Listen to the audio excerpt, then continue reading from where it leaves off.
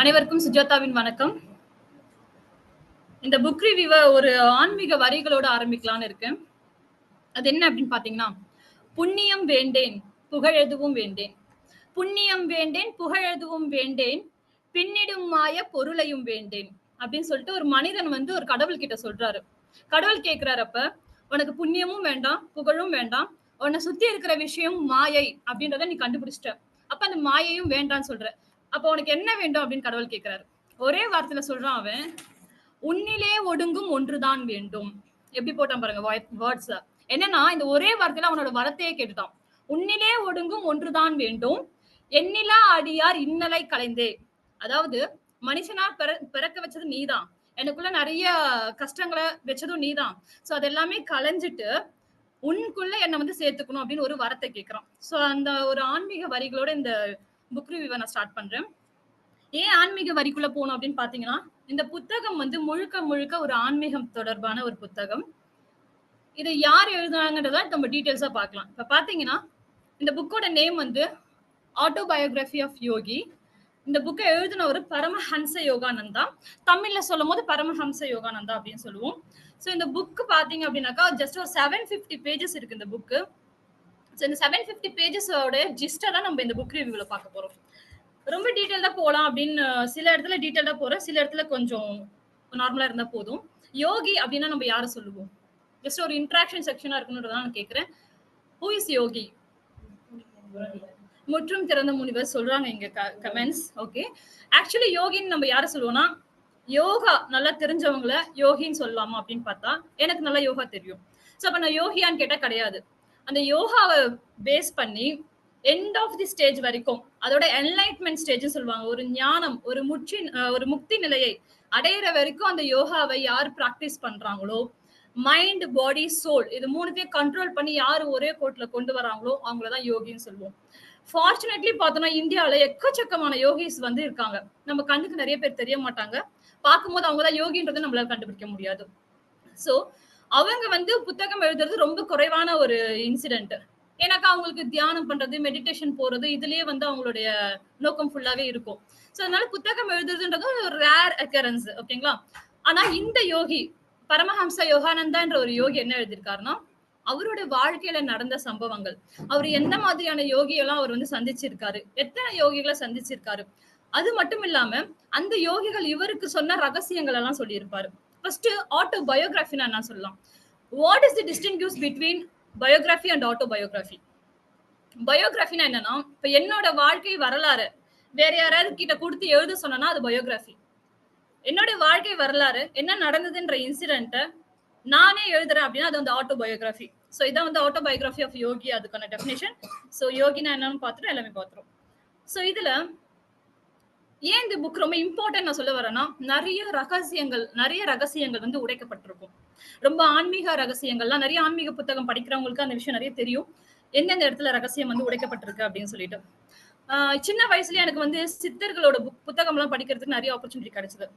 Because எங்க அப்பா பேசிக்காவே நெறைய சித்தர்களோட புத்தகம்லாம் படிப்பாங்க. நெறைய ரிசர்ச் பண்ணுவாங்க. அதுல எங்களையும் கூப்பிட்டு படிக்க வைப்பாங்க.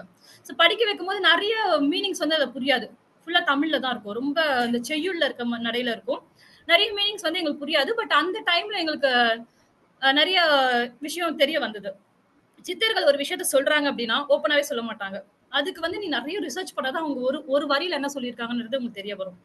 சோ ஆனா இந்த புக்ல பார்த்தீங்கன்னா, எல்லாமே ஓப்பனா இருக்கும். Open statement. இது வந்து ஒரு மெஜிஷியன் புக் மாரி இருக்கும். என்னென்னலாம் மேஜிக் நடந்தது அப்படின்ற மாரியான புக் இருக்கும். அந்த மாரியான விஷயங்கள்லாம் இருக்கும். நான் போக போக சொல்றேன் அதெல்லாம். சோ அந்த மாதிரியான ஒரு புக் எவ்ளோ பேரோட லைஃப்ல இம்பாக்ட்ட கிரியேட் பண்ணுச்சுன்னு நம்ம பார்க்கலாம். 1945ல பரமஹம்ச யோகானந்தா அப்படின்றவர் வந்து இந்த புக்க கம்ப்ளீட் பண்ணி முடிக்கிறாரு. கம்ப்ளீட் பண்ணி முடிக்கும்போது அவர் ஒரு வார்த்தை சொல்றாரு, all done. All done and this book will change the life of மில்லியன்ஸ்ன்னு சொல்றாரு. எந்த தைரியத்துல அத சொன்னாருன்னு நமக்கு தெரியாது. பட் இந்த புக் பாத்தீங்கன்னா, எத்தனை லாங்குவேஜ்ல டிரான்ஸ்லேட் பண்ணிருப்பாங்கன்னு நீங்க நினைக்கிறீங்க? Any guess? ஒரு புத்தகம் எத்தனை மொழிகளில் மொழிபெயர்க்கப்பட்டிருக்கும் அப்படின்னு ஏதாவது கெஸ் இருக்குங்களா இந்த புத்தகம்? ஜஸ்ட் ஒரு நம்பர்ஸ் எதனா சொல்லலாம். 7. ஓகே. Good guess. நெக்ஸ்ட். 8. ஏன்னா திருக்குறளே மினிமம் லாங்குவேஜ் நம்ம சொல்லுவோம். உலக பொதுமறை அப்படின்னு சொல்லிட்டு. இந்த புத்தகம் பார்த்தீங்கன்னா 50 லாங்குவேஜ்ல டிரான்ஸ்லேட் பண்ணியிருக்காங்க. அந்த அளவுக்கு ரொம்ப இம்பார்ட்டன்ட்டான புக்கா அப்படின்னு பார்த்தீங்கன்னா, எஸ். அப்ப இந்த புத்தகம் வந்து பாத்தீங்கன்னா 1945ல இது வெளியிடுறாங்க. 4 மில்லியன்ஸ் காப்பீஸ் வந்து சேல் ஆயிருக்கு. அப்பனா என்னது 40 லட்சம் காப்பீஸ் வந்து சேல் ஆயிருக்கு இது வரைக்கும். அத்தனை பேரோட லைஃப் இந்த புக் வந்து மாத்திருக்கு அப்படின்னு சொல்றாங்க. சோ இந்த புக்க முடிக்கும்போதே அவர் சொல்லிட்டாரு. இந்த விஷயம் தான் நடக்க போகுதுன்னு சொல்லிட்டு. சோ நெறைய பேர் யோகிஸ்லாம் இவர பத்தி சொல்லியிருக்காங்க. இந்த புத்தகம் வந்து இந்த மாரி அப்படின்னு சொல்லிட்டு.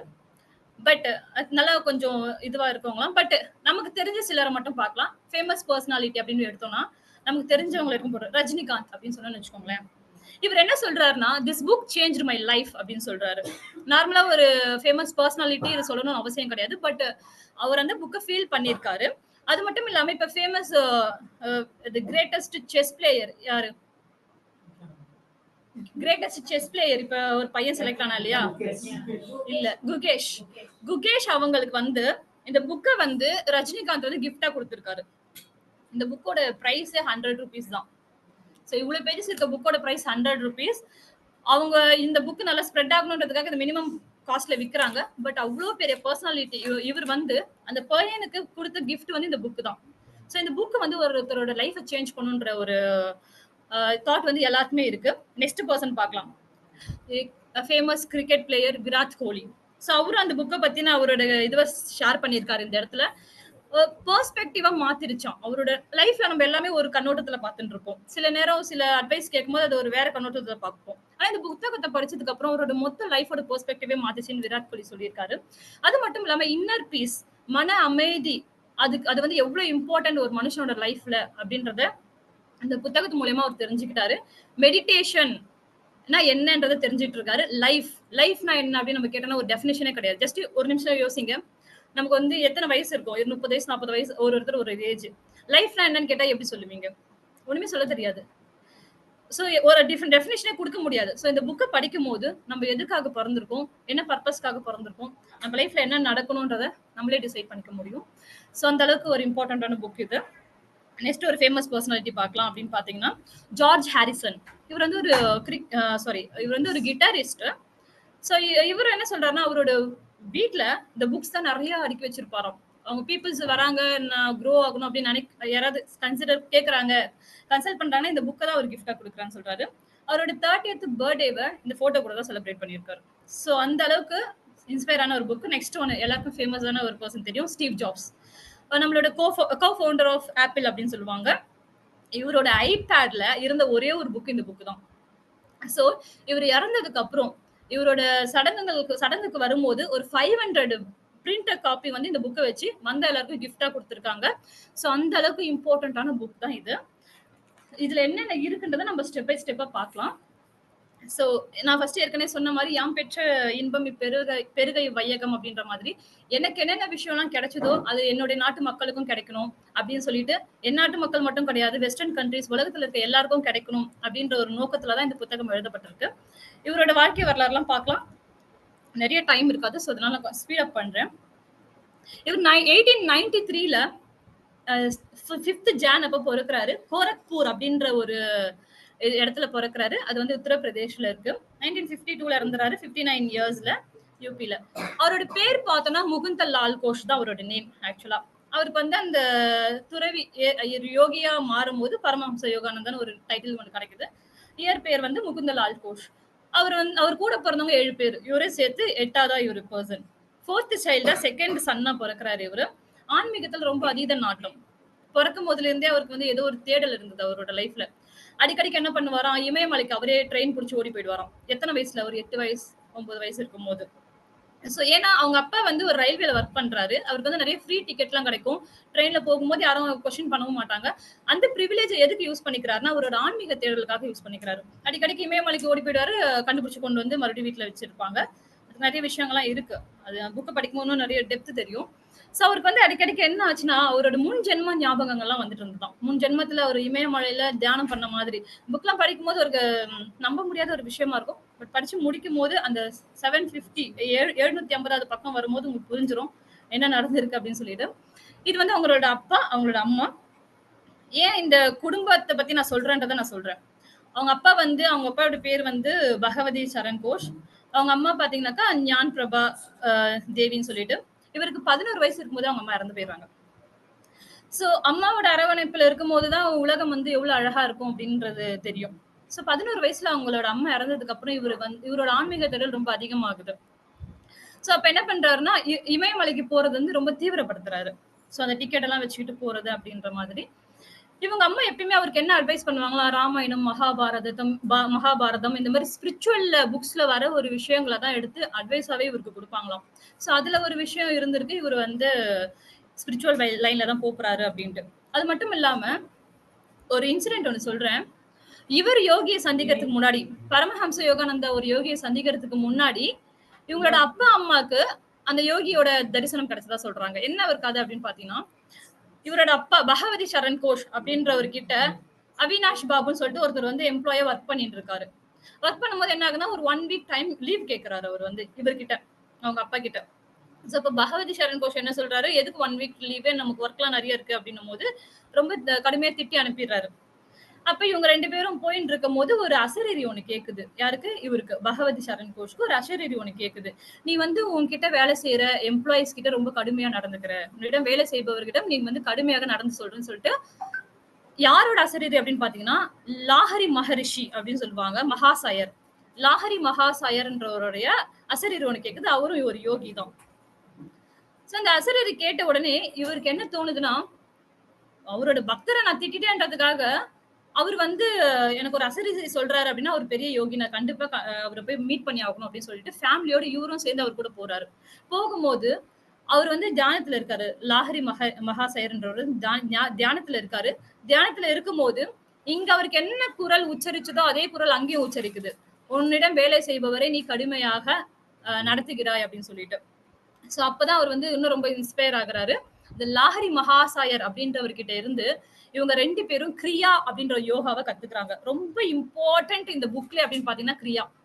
அந்த கிரியா யோகம்ன்றது என்ன அப்படின்னு பாத்தீங்கன்னா, யோகத்திலேயே ரொம்ப முக்கியமானது, ரொம்ப முக்தி அடையக்கூடிய ஒரு விஷயம் தான் கிரியா யோகா அப்படின்னு சொல்லுவாங்க. நம்மளோட மைண்ட், பாடி, சோல் ஆல்ரெடி சொன்ன மாரி ஒரே நேர்கோட்டுல நிறுத்தணும். நம்ம யாருன்றத செல்ஃப் ரியலைஸ் பண்ணணும் அப்படின்னா, அந்த கிரியா யோகாவ கத்துக்கிறது ரொம்ப ஈஸியான ஒரு விஷயமா இருக்கும். ஓகேங்களா? சோ அந்த கிரியா யோகாவ பத்தி நான் அடுத்தடுத்து வரும்போது சொல்றேன். சோ அப்ப லாஹரி மகாசாயர் கிட்ட இருந்து தான் இவங்க 2 பேரும் கிரியா யோகான்ற ஒரு விஷயத்த கத்துக்கிட்டாங்க. அதுக்கு அடுத்து பாத்தீங்கன்னா, இவர் பரமஹம்ச யோகானந்தா பிறக்கும்போது, அவர் ரொம்பவே அக்கறை காட்டுறாரு. அந்தோட பிறப்பு வந்து இப்படிதான் இருக்கணும் அப்படின்ற மாதிரியான ஒரு விஷயம். இவர் யோகியா போக போறாருன்றத அப்பயே அவர் வந்து கெஸ் பண்ணிடுறாரு. சோ இந்த மாதிரியான விஷயம்லாம் அவரோட லைஃப்ல நடந்துட்டே வருது.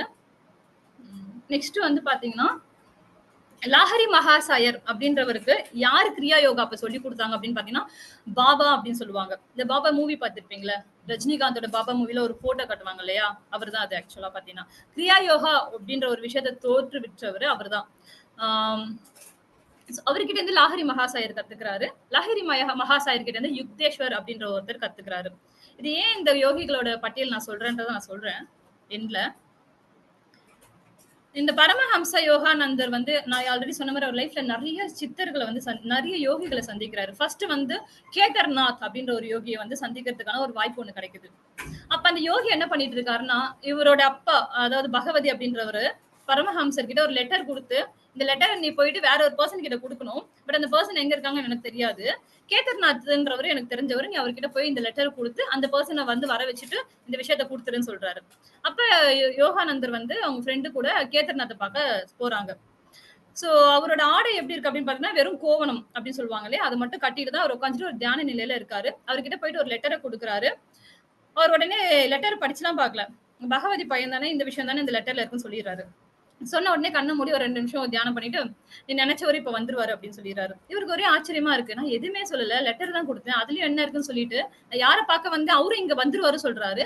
ஒரே ரூம்ல தான் இருக்காங்க. இன்ஃபர்மேஷன் எங்கேயுமே பாஸ் பண்ணல. எப்ப எப்படி வருவாங்கன்னு ஒரு பெரிய கொஸ்டின் இருக்கு.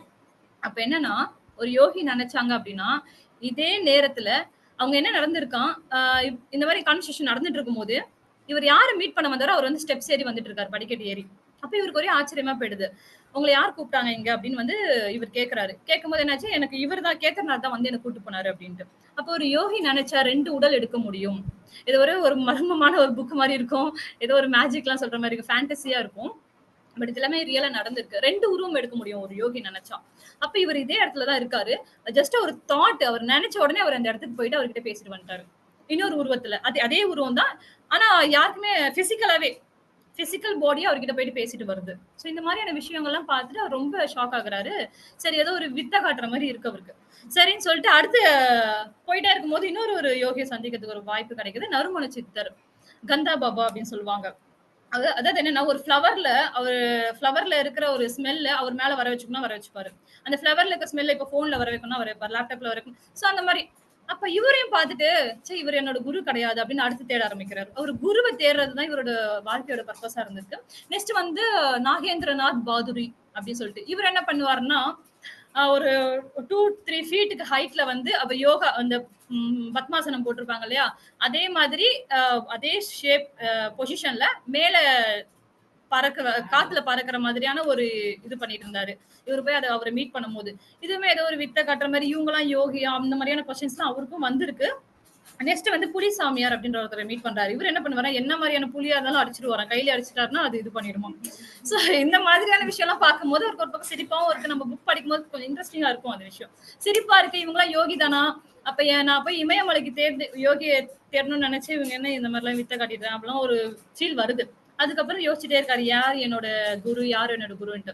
இது நடுவுல பிட்வீன் கேப்ல என்ன நடக்குதுன்னா, ஒரு உருவம் அடிக்கடிக்கு இவருடைய லைஃப்ல வந்துட்டு பேசிட்டு போகுது. ஒரு விஷயம் நம்ம தப்பு பண்றோம்னு வச்சுக்கோங்களேன், யாராவது நமக்கு வந்து சொல்லுவாங்களா, இது பண்ணாத, அது சரி பண்ணு. நம்மளோட மென்டரா இருக்கலாம், ஒரு குருவா இருக்கலாம். அந்த மாதிரி ஏதோ ஒரு உருவம் இவர்கிட்ட நீ தப்பு பண்ணும் போதோ, சரி பண்ணும் போதோ, ஏதோ ஒரு விஷயம் திருத்திட்டே இருக்கு. அது யாருன்னு பாத்தீங்கன்னா, யுக்தேஸ்வர் அப்படின்னு சொல்லுவாங்க. இவர் தான் இவரோட குரு அப்படின்றத இவர் ரியலைஸ் பண்ணிட்டாரு. விஷுவலாவே வருது அந்த உருவம். வந்து இந்த மாதிரி அட்வைஸ் எல்லாம் பண்ணுது. எதேர்ச்சியா அவரை வந்து மீட் பண்றதுக்கான ஒரு சந்தர்ப்பம் கிடைக்குது. யுக்தேஸ்வர் அப்படின்ற ஒரு பர்சனை 17 வயசு இவருக்கு. 17 வயசுல நிறைய யோகிகளை அவர் மீட் பண்ணிட்டாரு. இவரெல்லாம் நம்மளோட குரு இல்லைன்றதையும் அவர் ரியலைஸ் பண்ணிட்டு, அதுக்கப்புறம் தேட ஆரம்பிக்கிறாரு யுக்தேஸ்வர். இவர் தான் நமக்கு வந்து விஷுவலா ஒரு காட்சி கொடுத்தாரு. அப்ப இவர் தான் நம்மளோட குருன்றதை ஐடென்டிஃபை பண்ணிடுறாரு. பண்ணிட்டு அந்த கிரியா யோகா தான் ரொம்ப இம்பார்ட்டன்ட் இந்த புக்ல நான் திருப்பி திருப்பி சொல்ற விஷயம். இந்த கிரியா அப்படின்ற யோகாவை இந்த யுக்தேஸ்வர் கிட்ட இருந்து இவர் கத்துக்கிறாரு. யாரு பரமஹம்ச யோகானந்தா கத்துக்கிறாரு.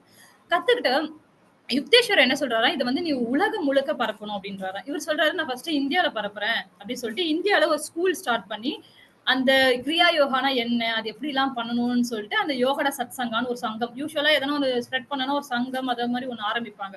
யோகடா சத் சங்கம் சொல்லிட்டு ஒண்ணு ஸ்டார்ட் பண்ணி அந்த மாதிரி அது மூலியமா பரப்ப ஆரம்பிக்கிறாரு. அவருக்கு நிறைய பக்தர்கள், நிறைய தொண்டர்கள், சீடர்கள் எல்லாம் கிடைக்க ஆரம்பிக்கிறாங்க. ஏன் இவர் கிரியா யோகாவை பரப்பணும் அப்படின்னு பாத்தீங்கன்னா, கிரியா யோகாவை பொறுத்த வரைக்கும் தானா கத்துக்க முடியாது. அதுக்கு சொல்லி தரத்துக்கு அதை வழி நடத்துறதுக்கு டெஃபினட்டா கண்டிப்பா ஒரு குரு வேணும் அப்படின்றதுனால இவர் வந்து அந்த குருவா மாறுறாரு. நிறைய பேர் வந்து இவர்கிட்ட வந்து கத்துக்கிறாங்க அந்த கிரியா யோகாவை.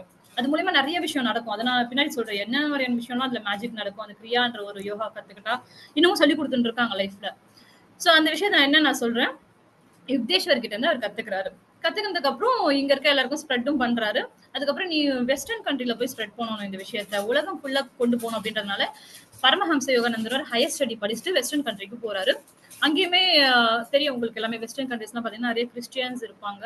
சோ அங்கேயுமே போயிட்டு இந்த கிரியா யோகான்றது ஒரு ஸ்பிரிச்சுவலா பெரிய இந்த இந்துசம் அப்படின்ற மாதிரி கொண்டு போகாம ஒரு ஸ்பிரிச்சுவல்ன்ற ஒரு விதத்துல கொண்டு போயிட்டு அங்கேயும் ஸ்ப்ரெட் பண்ண ஆரம்பிக்கிறாரு. நிறைய வரவேற்பு அவருக்கு வந்து நிறைய கிடைக்க ஆரம்பிக்கிறது. சொல்ல போனா இந்த புத்தகத்துல என்ன இந்த அவுட் ஆஃப் இதுல என்ன சொல்றாங்க அப்படின்னு பாத்தீங்கன்னா, ஜீசஸ் கிரைஸ்ட் அவரே வந்து பாபா அவர்கிட்டதான் வந்து கிரியா யோகா கத்துட்டு போனதா ஒரு வரலாறு இருக்கு. சோ அது கான்ட்ரவர்சிக்கு போக வேண்டாம். சோ அந்த மாதிரியான விஷயமும் சொல்றாங்க.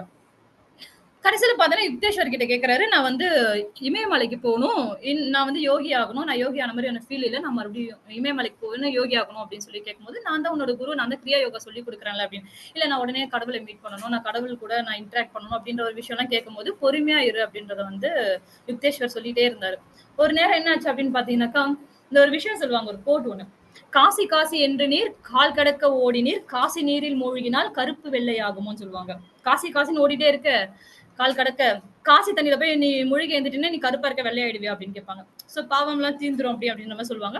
சோ அந்த லாஜிக்ல இந்தியால நிறைய அந்த விஷயம் இருக்கு இல்லையா, காசில மூழ்கினா வந்து பாவம் எல்லாம் போயிடும். அந்த லாஜிக் அவருக்கு காசிக்கு போகணும், இமயமலைக்கு போகணும், குருக்களை பார்க்கணும், இன்னும் பெரிய குருவெல்லாம் நான் மீட் பண்ண வேண்டியது இருக்குன்னு சொல்லிட்டு யுக்தேஸ்வரே பைபாஸ் பண்ணி போற அளவுக்கு அடுத்த ஒரு குருவை தேடலாம் அப்படின்ற மாதிரிலாம் ஒரு அந்த இதுல ஆரம்பிக்கிறாரு. சோ அப்ப அந்த இன்னொரு விஷயமும் வரும். நட்டக்கல்லை தெய்வம் என்று 4 புட்பம் சாத்தினீர் சுத்தி வந்து முனமுனன்று சொல்லும் மந்திரம் ஏனடா நட்டக்கல்லும் பேசுமோ நாதன் உன்னில் இருக்கையில். சுட்ட சட்டி சத்துவம் கரிச்சுவை அறியுமோன்னு சொல்லுவாங்க. என்னன்னாக்கா, ஒரு கல்ல வச்சுட்டு, அது ஃபுல்லா நீ பூவெல்லாம் வச்சுட்டு அது நீ வந்து கடவுள்ன்னு வழிபடுற. ஆனா அது கடவுளுக்கு ஆக்சுவலா கிடையாது. உனக்குள்ள இருக்கிறது தான் கடவுள். சோ அத நீ எப்ப உணர்றியோ அப்பதான் உனக்கு அது தெரியும். நீ வந்து ஒரு சட்டியில வந்து கறி குழம்பு செய்ற. அந்த சட்டிக்கு தெரியுமா அதோட டேஸ்ட்? தெரியாது. அந்த மாரி உனக்குள்ள இருக்க விஷயம், உனக்குள்ள இருக்கிறது தான் கடவுள்ன்றது உனக்கு தெரிய மாட்டேங்குது. அப்படின்ற மாரியான ஒரு விஷயம் கான்வர்சேஷன் போகும். ஆனா இந்த நான் சொல்ற விஷயம் வந்து சீவக சிந்தாமணியில சாரி விவேக சிந்தாமணியில ஸ்பிரிச்சுவல் புக்ஸ் நெறைய படிக்கும்போது, அதுல கோட்ஸ் படிக்கும்போது நான் தெரிஞ்சுக்கிட்ட ஒரு விஷயம். சோ மறுபடியும் அவர் என்ன பண்றாரு? ஏன் இந்த விஷயத்த சொன்னேன்னா, அப்ப கடவுள் வந்து வெளியவே கிடையாது. இப்ப நமக்குள்ள இருக்கிறது தான் கடவுள். நம்ம யுக்தேஸ்வரர் குருவ விட்டுட்டு போயிட்டோமே சொல்லிட்டு மறுபடியும் பேக் டூ யுக்தேஸ்வரர் கூடயே வந்து அவர் கம்பைன் ஆகுறாரு. கம்பைன் ஆயிட்டு இந்த மாரி ஒரு கொலாபரேஷனோட அந்த கிரியா யோகாவ வேர்ல்டு ஃபுல்லா ஸ்ப்ரெட் பண்ண ஆரம்பிக்கிறாங்க. சோ இவங்க லைஃப்ல நடந்த இன்னொரு ஒரு இன்ட்ரஸ்டிங்கான விஷயம் என்ன சொல்றாங்கன்னா, பரமஹம்சர் வந்து ரொம்ப லீனா, ஒல்லியா இருப்பாரு. சோ அப்ப அவர் யுக்தேஸ்வரர் கிட்ட போய் கேட்கும்போது, இந்த மாரி நான் ரொம்ப லீனா, ஒல்லியா இருக்கிறேன். எனக்கே பார்க்க இதுவா இருக்கு. சோ நான் கொஞ்சம் குண்டாகணும் அப்படின்னு சொன்னதுக்கு, அவருக்கு ஏற்கனவே அவரோட லைஃப்ல பார்த்தோம்னா, பரமஹம்சரோட யோகானந்தர் லைஃப்ல பார்த்தோம்னா, ஒரு ஸ்டேஜ்ல அவர் வந்து மலச்சிக்கல் அப்படின்ற ஒரு பிரச்சனை இருந்திருக்கு. வீட்ல பார்த்தோம்னாக்கா ஃபுல்லா டேப்லெட்ஸ் தான் நெறைய இருக்கும்.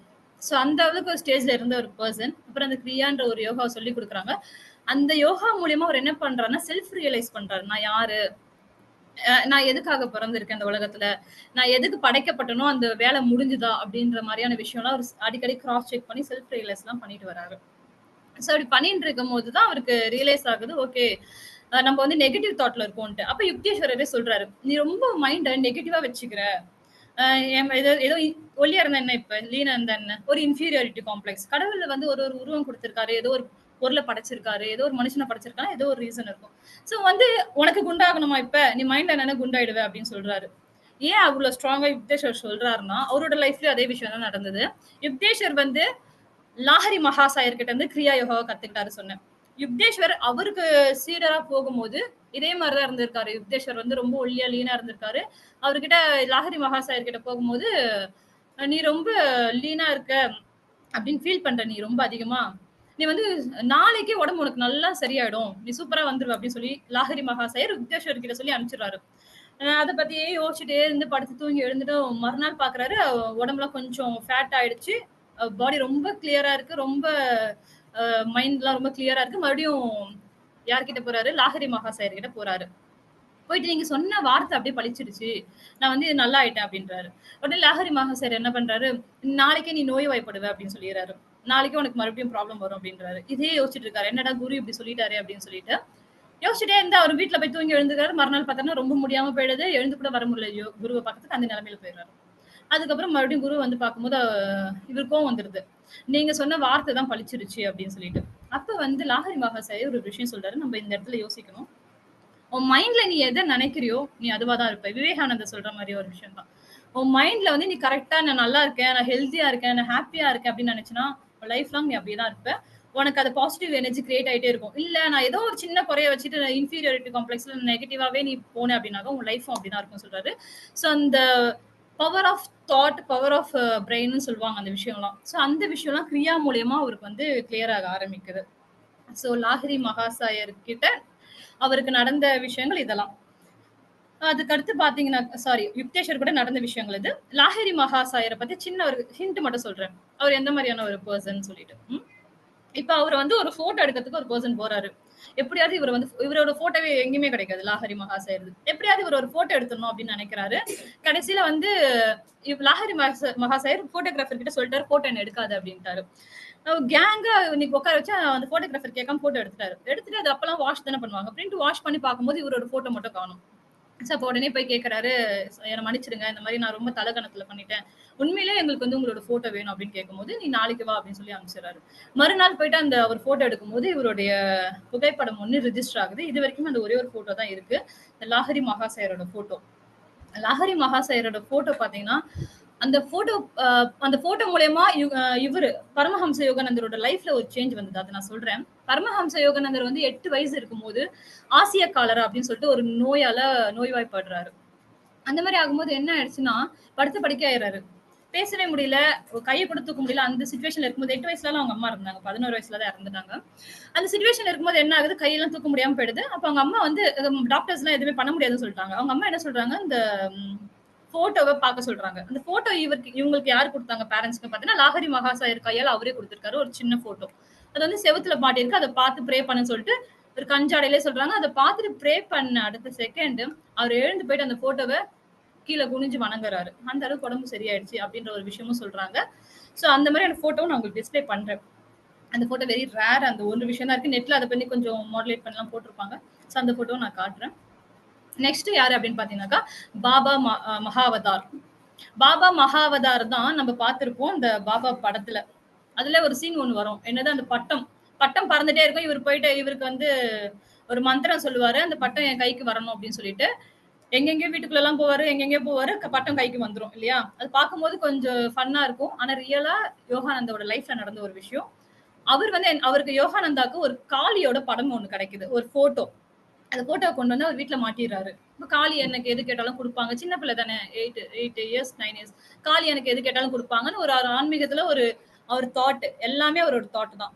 குடுப்பாங்கன்னு சொல்லிட்டு, சோ அவர் வந்து என்ன பண்றாரு, அவங்களோட சிஸ்டர் உமா அப்படின்னு சொல்லிட்டு அவங்க சிஸ்டரு. அவங்க கூட வந்து இந்த அப்பலாம் வந்து இந்தியால வந்து அந்த பட்டம் விடுறதுலாம் வந்து ஒரு காம்படிஷனாவே நடக்கும்.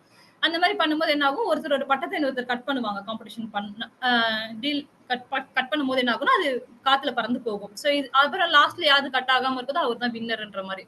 சோ இந்த மாரி ஒரு ஒரு பட்டமா கட் ஆயிட்டே வந்துட்டு இருக்கு. இவங்க சிஸ்டர் கிட்ட சொல்றாரு, "நான் போய் மந்திரம் சொல்லப் போறேன். அந்த அந்த என்னது பட்டம் வந்து என் கைக்கு வரப்போகுது" அப்படின்னு அவங்க சிரிச்சுருவாங்க. அப்ப என்ன பண்ணும் இவர் கோவம் வந்துரும். நீ எதுக்கு என்ன கிண்டல் பண்ற? நான் போய் அந்த மந்திரம் சொல்றேன்னு சொல்லிட்டு, அந்த மந்திரம் சொன்னோனே என்ன ஆகும்னாக்கா, அந்த எங்கேயோ போயிட்டு இருக்க ஒரு பட்டம் கரெக்ட்டா அவருடைய வீட்டுக்கு ஆப்போசிட்ல இருக்க ஒரு கள்ளி செடியில வந்து மாட்டிக்கிட்டு, அந்த நூல் வந்து ஒரு நாட் போடும். இந்த அளவுக்கு ஒரு டீட்டெயில் தான் எழுதியிருப்பாரு அந்த புக்க. சோ அவ்வளவு டீட்டெயிலா படிக்கும்போது அந்த நாட் முதற்கொண்டு படிக்கிற மாரி இருக்கும். சோ அந்த அந்த நாட் ஒண்ணு போட்டுரும். அதுக்கப்புறம் அந்த நாட் எடுத்துட்டு எனக்கு இந்த பட்டம் கிடைச்சுச்சு அப்படின்னுவாரு. ஒரு பட்டம் தானே சும்மா ஃப்ளூக்ல கிடைச்சிருக்கும். நீ அடுத்து ட்ரை பண்ணு அப்படின்னு சொன்னோனே, மறுபடியும் மந்திரம் சொல்லும்போது, இன்னொரு பட்டம் அதே மாதிரி ஆப்போசிட்ல கள்ளிச்செடியில ஒரு நாட் போட்டிருக்கும். அந்த கள்ளிச்செடி அவர் ஃப்ரெண்டுன்னு கூட மென்ஷன் பண்ணியிருப்பாரு அந்த இடத்துல. சோ அப்ப அவரோட கைக்கு அந்த பட்டம் கிடைச்சிரும். எந்த ஒரு விஷயத்த நம்ம ரொம்ப ஸ்ட்ராங்கா பிலீவ் பண்றோமோ, சோ அது யூனிவர்ஸ் வந்து உங்களுக்கு குடுத்துரும் அப்படின்றத ஒரு சிம்பிள் லாஜிக். இந்த ஸ்பிரிச்சுவல்ல நம்ம பார்க்குற விஷயம் அப்படின்னு பார்த்தீங்கன்னா. நெக்ஸ்ட் வந்து நான் அந்த போட்டோ சொன்னது இதுதான். இவங்க தான் பாபா மகாவதார். இவர் தான் வந்து ஃபர்ஸ்ட்ல இருக்காரு இல்லையா? அவர் தான் வந்து கிரியா அப்படின்ற ஒரு யோகாவை கண்டுபிடிச்சு உருவாக்குனதே அவர் தான். அவர் தான் அந்த ஃபவுண்டர் அப்படின்னு சொல்லலாம். அதுக்கடுத்து லாஹரி ஷாயர்ன்றவர் வந்து அவர்கிட்ட இருந்து கத்துக்கிட்டவரு. இந்த படம் தான் நான் சொல்லியிருந்தேன். Very rare occurrence. அவர் போட்டோ எடுத்து நமக்கு கிடைச்சிருக்க ஒரு விஷயம் அப்படின்னு சொல்லிட்டு ஒரு அபூர்வமான ஒரு படம். அதுக்கடுத்து பாத்தீங்கன்னாக்கா யுக்தேஸ்வர். யுக்தேஸ்வர் கிரின்னு சொல்லுவாங்க இவரோட பேரை. நார்மலா யுக்தேஸ்வர்னு சொல்லாம. சோ யுக்தேஸ்வர் கிரியோட போட்டோ வந்து நெக்ஸ்ட்ல இருக்குது. அவர் வந்து லாஹரி மகாசாயர் கிட்ட இருந்து கிரியா கத்துக்கிட்டாரு.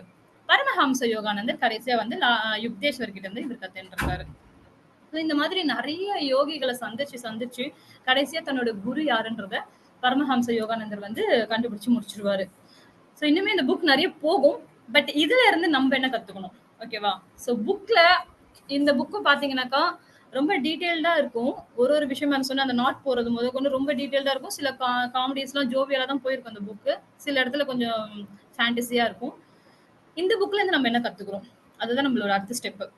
இவரு கிரியா அப்படின்றத வந்து யோகட சத்சங்கா அப்படின்னு சொல்லிட்டு ஒரு சங்கம் வச்சு பண்ணிட்டு இருக்காரு. இப்பவுமே அது சென்னையில ரன் ஆயிட்டு தான் இருக்கு. சோ அங்க போனா உங்களால கிரியா கத்துக்க முடியும். ஏன் அது வந்து யோகட சத்சங்கா தான் கத்துக்க முடியுமா கிரியாவா அப்படின்னு பாத்தீங்கன்னா, அவங்க தான் வந்து ஒரு ஒருத்தரும் யோகால ஒரு ஒரு முறைய ஃபாலோ பண்ணுவாங்க. இப்ப பதாஞ்சலி யோகா அப்படின்னாக்கா, அவங்க ஒரு முறைய ஃபாலோ பண்ணுவாங்க. இப்ப சத்குருன்னா அவங்க ஒரு முறைய ஃபாலோ பண்ணுவாங்க. இது பாபா அவங்க கிட்ட இருந்து டைரக்டா வந்ததுனால, அப்படியே வழி வழியா வந்ததுனால இந்த யோகட சத்சங்கால ஸ்ப்ரெட் பண்ண ஸ்டார்ட் பண்றாங்க. இன்னொரு விஷயம் இவர் பாபாவை பாக்குறதுக்கான சான்ஸுமே கிடைக்குது. அப்ப இவர் என்ன சொல்றாரு, என்னை உங்க கூட கூட்டிட்டு போயிடுங்க அப்படின்னு சொல்றாரு. இப்ப பாபா சொல்றாரு, நீங்க வெயிட் பண்ணுங்க. அதுக்கான நேரம் வரும்போது நானே கூட்டிட்டு போயிடுறேன். ஆனா நீங்க வந்து இந்த கிரியா யோகத்தை உலகம் முழுக்க பரப்புறது தான் உங்களோட வேலை. நான் வந்து உங்களை தான் சூஸ் பண்ணியிருக்கேன் அப்படின்ற மாதிரி அவர்கிட்டயே ஒரு மீட் பண்றாங்க. சித்தர்களை பொறுத்த வரைக்கும் இன்னொரு விஷயம் ரொம்ப ஆழமா சொல்ல வேண்டிய விஷயம் என்னன்னா, அவங்க இறந்ததுக்கு அப்புறமே கூட அவங்க கிட்ட பேச முடியும். சோ என்ன சொல்றாங்கன்னா, நம்ம இது நம்மளோட பாடின்றது வந்து எப்பயுமே நமக்கு தெரிஞ்ச ஒரு கான்செப்ட் தான். ஆன்மான்றது தான் வந்து வழி வழியா அடுத்தடுத்து பிறவி எடுக்கிறது. பாடின்றது வந்து ஒரு ஜஸ்ட் ஒரு அது யூஸ் பண்ணிக்கிற ஒரு விஷயம் தான் அப்படின்னு சொல்லுவாங்க. இன்னொரு விஷயம் இதுல இன்ட்ரெஸ்டிங்கான விஷயம் என்னன்னா, இவர் இறந்ததுக்கு அப்புறம் இறக்குறது வந்து ஒரு ஸ்டேஜ்ல அவரே அவரோட உயிரை நீக்குறாரு. அந்த இடத்துல என்ன நடக்குது அப்படின்னு பாத்தீங்கன்னாக்கா, யூஎஸ்ல ஐ திங்க் வெஸ்டர்ன் கண்ட்ரீஸ்ல அவரோட உயிரை நீக்கும் போது என்ன ஆகுது, இந்தியால இருந்து ஒரு தூதர் போயிருக்காரு. அங்க வந்து ஒரு மீட்டிங் ஒண்ணு நடக்குது. அந்த இடத்துல அந்த ஸ்டேஜ்ல தான் பரமஹம்ச யோகானந்தர் ஒரு உயிரை நீக்குறாரு. யூசுவலா என்ன ஆகும் இயற்கை அப்படின்னாக்க, உடனே வந்து என்ன ஆகும், பாடி வந்து டீகம்போஸ் ஆக ஆரம்பிச்சிரும். அது சிதைக்க ஆரம்பிச்சிரும். இயற்கைன்னா அப்படிதான் நடக்கும் இல்லையா? ஆனா இவரோட பாடி வந்து இவர் இறந்ததுக்கு அப்புறம் 20 டேஸ் எதுவுமே பண்ணல. எதுவுமே டீகம்போஸே ஆகாம அப்படியே இருந்திருக்கு. சோ இதுல ஆச்சரியம் அப்படின்றத விட இந்த புத்தகத்துல என்ன சொல்ல வராங்கன்னா சயின்ஸ். சோ இந்த கிரியா அப்படின்ற ஒரு யோகா வந்து சும்மா ஒரு மெஜிஷியன் ஒரு ஃபேண்டசி அப்படி இல்லாம இதுல இதுக்குள்ள என்னென்ன சயின்டிபிக் ரீசன்ஸ் எல்லாம் இருக்கு அப்படின்ற ஒரு விஷயத்தையும் சொல்லி தராங்க. இப்ப பட்டம் கைக்கு வருதுன்னா லா ஆஃப் அட்ராக்ஷன். சோ நம்ம நம்ம கிட்ட அந்த யூனிவர்ஸ் வந்து காண்டாக்ட் பண்ணுது. அந்த மாதிரியான விஷயங்கள்லாம் இதுல இருக்கு. இன்னொரு சிதம்பர ரகசியம்னு சொல்லுவாங்க. நம்ம யாருக்குமே தெரியாது இல்லையா? ஏன்னா யாரும் நமக்கு சொல்லி தரல. ஆனா இந்த புக்கோட ஸ்பெஷாலிட்டியே எல்லா விஷயமும் சொல்லியிருக்காங்க அப்படியே ஓப்பனா. சித்தர்கள் கிட்ட இவர் யோகிகள் கிட்ட என்னென்ன பேசினாரு, அவங்க என்னென்ன பண்ணாங்க, என்ன செஞ்சாங்க, இவர் லைஃப்ல என்னென்ன நடந்திருக்கு, எல்லாமே புட்டு புட்டு வச்சிருக்காரு. பாபாவை பத்தின இன்சிடென்ட் மட்டும் மினிமமா இதுல ரிஜிஸ்டர் ஆயிருக்கு. வெரி மினிமம் தான். பாபா அவதாரோடைய பாபா மகா அவதார் அவரோட குறிப்புகள் மட்டும் தான் இதுல கம்மியா இருக்கு இந்த புக்ல. எங்கேயோ 1, 2 இடத்துல தான் இருக்கு. ஏன்னா அது சொல்லக்கூடாதுன்னு ஒரு விஷயங்கள், ஏதாவது ஒரு இடத்துல மர்மம் வைக்கணும்ல, சொல்லக்கூடாதுன்னு ஒரு விஷயங்கள். சில விஷயம் மட்டும் ஓப்பனா இருக்கு. சோ இதுல இருந்து நம்ம என்ன கத்துக்கிறோம் அப்படின்னு பாத்தீங்கன்னா, நம்மளோட லைஃப்க்கு வந்துருவோம். You are born for a purpose. ஒத்துக்கிறீங்களா எல்லாரும்? இது நம்மளோட வீட்லயே நம்ம எல்லாரும் பண்ணது. இவ்வளவு தூரம் படிச்சிருக்கோம். இந்தியால எல்லாரும் சொல்லிக் கொடுத்த ஒரு விஷயம் தான். நீ ஏதோ ஒரு இதுக்காக தான் பிறந்திருக்க. கடவுள் ஏதோ ஒரு விஷயத்துக்காக தான் உனக்கு படைச்சிருக்காரு அப்படின்னு சொல்லிட்டு. அது வந்து உண்மைதான். சோ இந்த புக் படிக்கும் இன்னும் டீடைல் தெரியும். என்ன அப்படி நீங்க எப்படி தெரிஞ்சுக்கிறது? நான் எதுக்கு பிறந்திருக்கேன் அப்படின்னு பாத்தீங்க அப்படின்னாக்கா செல்ஃப் ரியலைசேஷன். Self realisation. இது வந்து விவேகானந்தர்ல இருந்து ஆன்மீக குருக்கள் இருந்து எல்லாரும் சொல்லிட்டு இருப்பாங்க. உன்னை நீயே எப்ப உணர்றையோ அப்பதான் இந்த செல்ஃப் ரியலைசேஷன் சக்சஸ் ஆகும். அப்பதான் நீ எதுக்காக பிறந்திருக்கன்றது உனக்கு தெரிய வரும். அப்ப என்ன நானே எப்படி உணர்ந்துக்கிறது அப்படின்னு பாத்தீங்கன்னா, நான் எதுக்கு பிறந்தேன்? என்ன என் லைஃபோட பர்பஸ் அதை தெரிஞ்சுக்கிட்டீங்கனாலே போதும். எதுக்காக கடவுள் என்ன படைச்சிருக்காரு? என்கிட்ட இருக்க ஸ்பெஷாலிட்டி என்ன? அப்படின்னு சொல்லிட்டு ஒரு நிமிஷம் நம்ம யோசிச்சிருக்கோமா? நம்ம எதுக்கு பிறந்திருக்கோம்ட்டு? தெரியவே தெரியாது. என்ன இப்ப எல்லாம் மணி மணி அப்படின்ற மோட்டிவ்ல ஓடிட்டு இருக்கோம். பட் ஸ்பிரிச்சுவலா பார்த்தோம்னாக்கா எதுக்கு பிறந்தோம், எதுக்கு இருக்கோம், எதுக்கு போனோம்னே தெரியாது. சோ அந்த செல்ஃப் ரியலைசேஷன் தான் வந்து ரொம்ப இம்பார்ட்டன்ட். என்ன பத்தி நான் தெரிஞ்சுக்கணும்.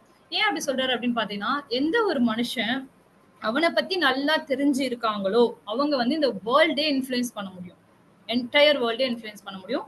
ஸ்டீவ் ஜாப்ஸ் அவர் சொன்ன ஒரு வேர்ட் பாத்தீங்கன்னு வச்சுக்கோங்களேன், அவரு இந்த புக்ல இருந்து கத்துக்கிட்ட ஒரு முக்கியமான விஷயம் செல்ஃப் ரியலைசேஷன். அவரு எப்படி அவரு யாருன்றத அவருக்கே சொல்லி கொடுத்த புக் தான் இது. சோ அவரு மென்ஷன் பண்ண வேர்டு ஏன்னா விராட் கோலி ஒரு மெடிடேஷன் கத்துக்கிட்டா அப்படின்னு சொல்லுவாங்க. பட் இவர் மென்ஷன் பண்ண வேர்டு செல்ஃப் ரியலைசேஷன். சோ அது ரொம்ப இம்பார்ட்டண்டா கத்துக்கணும். சோ அது வந்து கிரியா யோகம் அப்படின்ற ஒரு மூலியமா இவர் கத்துன்னு இருக்காரு. நார்மலா நீங்க யோகா மெடிடேஷன்ஸ் பண்ணீங்கனாலே உங்களோட மனசு ஆழ்ந்த தியானத்துல ஒருநிலைப்படுத்தும் போது மைண்ட் பாடி சோல் மூணுமே வந்து கம்பைன் ஆகிற ஸ்டேஜ்ல அவங்களுக்கு வந்து அந்த கான்சென்ட்ரேஷன் ஒரு விஷயம் கிடைக்கும். நமக்கு அது எதுலயுமே டிஸ்ட்ராக்ஷன் நிறைய டிஸ்ட்ராக்ஷன்ஸ் இப்பெல்லாம் இருக்கு. இப்படின்றதுக்குள்ள ப்ரொவோக் ஆயிடுவோம் இல்லையா? சோ யாராவது ஒருத்தவங்க உங்களை பார்த்தே ரொம்ப அழகா இருக்கு அப்படின்னு சொன்னாங்கன்னு வச்சுக்கோங்க, உடனே சிரிக்க ஆரம்பிச்சிருவோம். நமக்கு தெரியணும் இல்லையா நம்ம அழகா இருக்க மாட்டேன். ஆனா சிரிக்க ஆரம்பிச்சிருவோம். அது நேச்சுரலா அது ஒரு விஷயம் வரும். ஆனா ஜீசஸ பத்தி ஒரு விஷயம் சொல்லுவாங்க. என்னன்னாக்கா, நீங்க நினைச்சா அவரை சிரிக்க வச்சிட முடியாது. நீங்க நினைச்சா அவரை அழ வச்சிட முடியாது. அப்படின்ற மாதிரி ஒரு விஷயம் சொல்லுவாங்க. ஏன்னா அவரோட பர்சனாலிட்டி அப்படி அவர் வந்து பில்ட் பண்ணிட்டாரு. அந்த மாதிரிதான் எல்லா யோகிஸுமே. சோ நீங்க நினைச்சீங்கன்னா அவரை யோகானந்தா சிரிக்க வச்சிட முடியாது. ஒரு யோகியை வந்து அழ வச்சிட முடியாது. சோ அப்ப அவங்களா நினைச்சாதான் அந்த இடத்துல சிரிப்பாங்க. அவங்களா நினைச்சாதான் அந்த இடத்துல விஷயத்த பண்ணுவாங்க. நம்ம என்ன பண்ணுவோம்? நிறைய விஷயத்த வந்து ஆர்டிபிஷியலா வேற ஒரு பர்சனுக்காக இந்த மாதிரிலாம் பண்ணிட்டு இருக்கிறதுனால அதெல்லாம் விட்டுட்டு வந்தாதான் செல்ஃப் ரியலைசேஷன் ஒரு விஷயத்துக்குள்ளேயே நம்ம வருவோம். கான்சென்ட்ரேஷன் ஒரு விஷயத்துக்குள்ளே வருவோம். அதுக்கப்புறமா தான் யோகா, அதுக்கப்புறம் மைண்ட் பாடி சோல் எல்லாம் ஒரே நேர்கோட்டில் கொண்டு போறது, அதுக்கப்புறம் கிரியா கத்துக்கிறது, அதுக்கப்புறம் அது முக்தி நிலை அடையிறதுலாம் அதுக்கு அடுத்துதான் ஸ்டார்ட் ஆகும். அட்லீஸ்ட் நம்ம ஒரு ஃபர்ஸ்ட் ஸ்டெப்பாவது எடுத்து வைக்கணும் இந்த புக்ல இருந்து. நீங்க யாரு எதுக்காக பறந்திருக்கீங்கன்னு ஒரு விஷயத்த கத்துக்கணும். இன்னொரு விஷயம் என்னன்னா லா ஆஃப் அட்ராக்ஷன். நீங்க ஒரு விஷயம் பாத்தீங்கன்னு வச்சுக்கோங்க, கெட்டவங்க கூட பாத்தீங்கன்னா கெட்டவங்களாவே இருப்பாங்க. நல்லவங்க கூட பாத்தீங்கன்னா ரொம்ப நல்லவங்களாவே சேர்ந்துட்டு இருப்பாங்க. ஏன்? ரீசன் என்னன்னா நல்லதே நினைச்சிட்டு இருக்கவங்க கூட அவங்களே போய் ஆட்டோமேட்டிக்கா இந்த யூனிவர்ஸே அவங்கள ஒண்ணு சேர்க்குது. ஜஸ்ட் ஒரு செகண்ட் யோசிச்சு பாருங்களேன். நீங்க நல்லவங்களா இருந்தீங்கன்னா உங்களை சுத்தி நல்லவங்க தான் இருப்பாங்க. சுத்தி கெட்டவங்க இருப்பாங்க. உங்களோட ஃப்ரெண்ட்ஸ் யாரா இருப்பாங்க? நல்லவங்களா தான் இருப்பாங்க. நீங்க கெட்டவங்களா இருந்தீங்கன்னா உங்களோட ஃப்ரெண்ட்ஸ் யாரு? நீங்க கெட்டவங்கன்னு உங்களுக்கே நல்லா தெரியும். ஒரு செகண்ட் யோசிச்சீங்கன்னா மைண்டே உங்களுக்கு காரி துப்பிடும். சோ அந்த அளவுக்கு நமக்கு தெரியும் நம்ம யாருன்றது. அதை தாண்டி நீங்க உள்ள போய் ரியலைஸ் பண்ணணும் நீங்க யாருன்றத. சோ அப்ப இவங்க கூட நம்ம இருக்கணுமா? இந்த கனெக்ஷனை நம்ம கட் பண்ணணுமா? அப்படின்னா கட் பண்ணணும். ஸோ எந்தெந்த ரிலேஷன்ஷிப்லாம் நமக்கு தேவையில்லையோ, எந்தெந்த ரிலேஷன்ஷிப்லாம் உங்கள வந்து நெகட்டிவா கொண்டு போதோ, எந்தெந்த ரிலேஷன்ஷிப்லாம் உங்கள தப்பான வழியில கொண்டு போதோ, எந்த தாட்டுமே இல்லாம கட் பண்ணணும். ஸோ அப்படி இல்ல அப்படின்னா, அவங்க கூட வந்து ஜெல் ஆயிட்டு அவங்கள நீங்க மாத்த ட்ரை பண்ணணும். ஸோ நீங்க மாறிடக்கூடாது எந்த ஸ்டேஜ்லன்றது தான் ரொம்ப ஸ்ட்ராங்கா ஒரு செல்ஃப் ரியலைசேஷனா இந்த புக்ல சொல்லப்படுற ஒரு விஷயம். இந்த லா ஆஃப் அட்ராக்ஷன்றது ரொம்ப அந்த பட்டம் கையில பறந்து வரது தான். நான் என்ன நெனச்சுட்டே இருக்கனோ அதுவாயிடுவேன். விவேகானந்தர் சொல்ற ஒரு விஷயம் தான். நீங்க எதுவாக ஆசைப்படுகிறாயோ அதுவாகவே ஆகிறாய். இது வந்து ஒரு கோட் தான். நம்ம காமெடியா இருக்கும் அப்படி நினைச்சா என்ன இப்ப என்ன கலெக்டர் ஆகணும்னு நினைச்சா ஆயிடுவேன் அப்படின்ட்டு. நீ நினைச்சிட்டே இருக்கணும். பிராக்டிஸ்னு ஒண்ணு பண்ணணும். நீ நினைச்சிட்டே இருந்தனாலே அதுக்கப்புறம் நீ பிராக்டிஸ் பண்ண ஆரம்பிச்சிரும். உன்னையே அறியாம அந்த ஒரு விஷயம் நடக்க ஆரம்பிச்சிரும். சோ அந்த கோல் வந்து சக்சஸ் ஆக ஆரம்பிச்சிரும். சோ அப்ப அந்த லா ஆஃப் அட்ராக்ஷன்ன்றத யூனிவர்ஸ் நம்ம கிட்ட கொண்டு வந்து கொடுக்குது. நெக்ஸ்ட் வந்து infinite power of your brain. உன் மூளையின் முடிவற்ற சக்தி. நம்மளோட பிரைனை பத்தி நம்ம நிறைய இனிமே படிக்க ஆரம்பிக்கணும். சோ அது ஒரு பெரிய ஒரு பொக்கிஷம் நமக்கு கிடைச்சிருக்கிறது. நீங்க எப்படி வேணா அதை யூஸ் பண்ணலாம். பாசிட்டிவா யூஸ் பண்ணலாம், நெகட்டிவா யூஸ் பண்ணலாம், ரொம்ப கிரிமினலா யூஸ் பண்ணலாம். எப்படி வேணா அதை கொண்டு போகலாம். ஆனா நீங்க யாருன்றது அதுதான் பிரெயினுக்கு மட்டும் தான் தெரியும். ஏன்னா நீங்க யாருன்றது உங்களுக்கு உங்க பேரண்ட்ஸ் கூட தெரியாது. நிறைய விஷயத்த சீக்கிரட்டா வச்சிருப்போம். சோ அந்த பிரெயின் சொல்லிடும் நம்ம யாருன்றத. சில நேரம் என்ன பண்ணுவோம், நம்ம கெட்டவங்கன்றது நம்மளே உட்காந்து தனியா ஒரு நோட்ஸ் எழுத சொல்லுங்களேன். நான் வந்து என்னென்ன பழக்கம்லாம் பேட் ஹேபிட் அப்படியே கரெக்ட் பண்ணி எழுத தான் ட்ரை பண்ணுவோம். ஃபர்ஸ்ட் டைம் எடுத்து நீங்க போய் டைரி எடுத்து ஒரு பென் எடுத்து எழுத ஸ்டார்ட் பண்ணுங்க. நெகட்டிவ் திங்ஸ் பாசிட்டிவ் திங்ஸ் போல நெகட்டிவ் போயிட்டு அழிச்சிருவோம். அவ்வளோலாம் நம்ம நெகட்டிவ் கிடையாது. அவன் நல்லவங்க தான். அப்படி பாசிட்டிவ் உடனே அந்த 2 லைன் கூட எழுத முடியும். உடனே பாசிட்டிவ்க்கு வந்துருவோம். ஏன்னா நானும் அதை பண்ணியிருக்கேன். அதெல்லாம் பண்ணி பண்ணி பண்ணி பண்ணி என்ன பண்ணுவோம், தப்பான விஷயத்தெல்லாம் எழுதி எழுதி எழுதி எழுதி பார்க்கும்போது தான் உங்ககிட்ட இருந்து அந்த விஷயங்கள்லாம் வெளியே போக ஆரம்பிக்கும். அந்த விஷயம் தேவையா தேவையில்லையா லைஃப்ல, எதுக்கு அந்த விஷயத்த நம்ம பிடிச்சது ஒரு பற்றுதல்னுவாங்க, அதை பிடிச்சிட்டே நம்ம எதுக்கு லைஃப்ல வாழணும் அப்படின்ற விஷயம்லாம் தெரிய ஆரம்பிக்கும். ஃபர்ஸ்ட் டைம் எழுதும்போது ரொம்ப கஷ்டமா இருக்கும். விவேகானந்தரோட புக்லாம் படிச்சுட்டு நான் எழுத உட்காரும் போதெல்லாம் அடிச்சு அடிச்சு எழுதிட்டு இருப்பேன். பாசிட்டிவ் தான் நிறைய எழுதுவேன், நெகட்டிவே போக மாட்டேன். ஸோ இப்போ நெகட்டிவ் எழுத பயம், மனசுக்குள்ள பயம் இருக்கும். சரி நம்ம இவ்வளவு கெட்டவங்களா அப்படின்ட்டு. ஒண்ணுமே பண்ணியிருக்க மாட்டோம். சும்மா ஏதாச்சும் ஒரு விஷயம் தெரியாம பண்ணியிருப்போம், தெரியாம திட்டியிருப்போம் யாரையாச்சும். சரி நம்ம திட்டி அவங்க அவ்வளவு ஹர்ட் ஆயிட்டாங்களா, அதெல்லாம் ஓவர் திங்கிங். அவ்வளவு போக வேண்டாம். உங்ககிட்ட இருக்க கெட்ட பழக்கம், சிகரெட் பிடிக்கிறேன், இது பண்றேன் அது பண்றேன்னா ஓப்பனா எழுதுங்க. எழுதி உங்களுக்குள்ளேயே நீங்க பேச ஆரம்பிக்கல அப்படின்னா யாருமே உங்களை திருத்தவே முடியாது. வெளியே இருந்து நிறைய பேர் வந்து யோகிகள்லாம் வந்து உங்களை திருத்தவே முடியாது. சோ அதுக்கு அவங்க சொல்லியிருக்க ஒரே விஷயம் தான் செல்ஃப் ரியலைசேஷன். எந்த யோகியுமே பக்கத்துல வந்து கடவுளே பக்கத்துல வந்து உட்கார்ந்தாலுமே கூட நம்ம திருந்த மாட்டோம். ஏன்னா நம்மளே நம்ம அந்த விஷயத்தை உணர்ற வரைக்கும். சோ அது செல்ஃப் ரியலைசேஷன் ரொம்ப இம்பார்ட்டன்ட். மூளையோட சக்தின்ற நம்ம சொல்ல வரது என்னன்னா, நம்ம மூளையில இருக்க பவர் அப்படின்னு பாத்தீங்கன்னாக்கா சிகாகோ அப்படின்னு ஒரு கண்ட்ரி இருக்கு, நம்ம எல்லாருக்கும் தெரியும். நம்ம விவேகானந்தர் கூட போயிட்டு வந்திருக்காரு. அந்த சிகாகோ கண்ட்ரிக்கு எவ்வளவு பெரிய சிட்டி அது. 2 டேஸ்க்கு அந்த சிட்டிக்கு நம்ம கரண்ட் கொடுக்கலாமா, ஒரு நம்மளோட ஒரே ஒரு பிரெயினை வச்சுக்கிட்டு. அது ஒரு பிரெயின்ல ஒன் மாஸ்ன்னு சொல்றாங்க வெயிட். ஸோ அதோட கெப்பாசிட்டி வச்சு நீங்க வந்து ஃபுல் சிகாகோ கண்ட்ரி சிட்டிக்கே 2 டேஸ்க்கு உங்களால கரண்ட் கொடுக்க முடியுமா. கரண்ட்னா இங்க இருந்து பவர் ஜென்ரேட் பண்ணி கொடுக்கறது கிடையாது. அந்த அளவுக்கு பவர்ஃபுல்லான பிரெயின் நம்ம வச்சிருக்கோம். ஸோ இன்னொரு ஒரு விஷயம் கூட சொல்லுவாங்க, பிரெயின்ல இருக்க அந்த நியூரான்ஸ்லாம் கனெக்ட் பண்ணோம் அப்படின்னாக்கா, அது எப்பயோ படிச்ச புக். பிரெயின்ல இருக்க நியூரான்ஸ்லாம் கனெக்ட் பண்ணோம் அப்படின்னாக்கா உலகத்தை 2.5 மடங்கு சுத்திருமா நம்ம பிரெயின்ல இருக்க அந்த நியூரான்ஸ். அந்த அளவுக்கு விஷயம் இருக்க ஒரு பிரெயினை நம்ம என்ன மாதிரிலாம் யூஸ் பண்ணிட்டு இருக்கோன்றத செல்ஃப் ரியலைசேஷன் பண்ணணும், நமக்கு அது தெரிஞ்சிடும். மைண்ட் இஸ் கிரியேட்டர் ஃபார் ஆல்ன்ற விஷயத்தை இந்த புக்ல இருந்து நான் எடுத்துக்கிறேன், நம்ம எடுத்துக்கலாம். ஸோ உங்களோட மைண்ட் தான் எல்லாத்தையுமே கிரியேட் பண்ணுது. நீங்க கெட்டவங்களா இருக்கணுமா, நல்லவங்களா இருக்கணுமா, யார்கிட்ட பேசணும், யார்கிட்ட பேசக்கூடாது, என்ன பண்ணணும், என்ன பண்ணக்கூடாது, என்ன பண்ணிட்டு இருக்கோம், என்ன பண்ண போறோம், என்ன ஆகணும், எல்லாத்தையுமே கிரியேட் பண்றது யாரு, உங்களோட மைண்ட் தான். ஸோ இப்படின்றதுக்குள்ள ஒரு செகண்ட் யோசிச்சு பாருங்க. நான் ஒரு விஷயம் சொல்றேன், டெல்லி அப்படின்னு சொல்றேன். ஒரு செகண்ட்ல உங்களோட பிரெயின் டெல்லிக்கு போயிட்டு வந்துச்சா. ஸோ அகமதாபாத் சொல்றேன். ஸோ உங்க வீடு அப்படின்னு சொல்றேன். நீங்க இங்கிருந்து உங்க வீட்டுக்கு போய் எவ்வளவு நேரம் ஆகும்? வித்தின் ஃபிராக்ஷன் ஆஃப் செகண்ட்ஸ்க்கு கம்மியாவே உங்களோட பிரெயின் அங்க போயிட்டு வந்துருது. ஸோ அந்த அளவுக்கு டிராவல் பண்ற ஒரு கெப்பாசிட்டி இருக்க பிரெயினை எப்படிலாம் யூஸ் பண்ணிட்டு இருக்கோம்னு பாருங்க. நெக்ஸ்ட் வந்து சிந்தையின் சக்தி, பவர் ஆஃப் தாட்ஸ் சொல்லுவாங்க.